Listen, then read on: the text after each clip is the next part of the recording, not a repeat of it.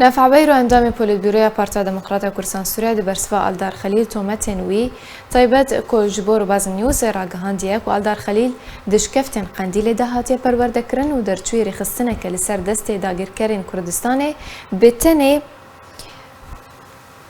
جبو دجاتيا مافي گلي كرد هاتيا افاكرن ج سال نوتي و شاري بارتي ديمقراطيا كردستان و پيشمرگه و سروك بارزاني دكان نگجنهاوه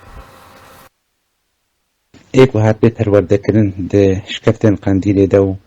جدرچوی ریخستنه که سیاسی و که پاکه به وهاتیه آوا کردن به دست استخبارات دولت داگیر کرده کردستانی لسر یک مرمه اوجی لجهاتیه ما في ملت کرد لکوده بن الدار خلیل نتنی بگوتنا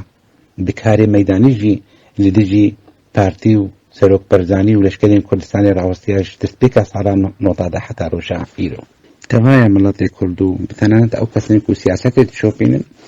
آگاداری سیاست را تقنیه جناب سروک برزانی و پارتی دموکراتی کردستانی عراق سفارت ترکیه یعنی تسبیک سارا نوطاده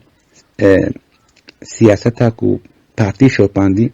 هشتیه ترکیه وکو دولتک داگیر کرده بشی هر مردم کردستانی دجاتی برنگه که اکثر دجی کردستانی نسکنه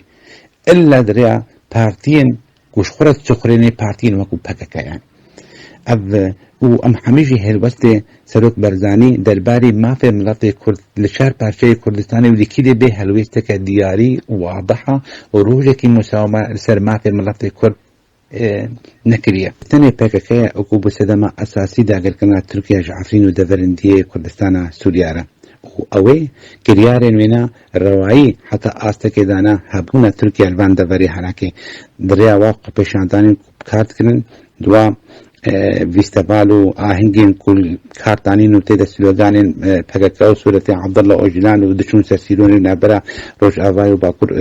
باکر کردستانی دا کو حمود گوتن ترکیه کرم که وان دبرا حما داگیر بکن نتن حتى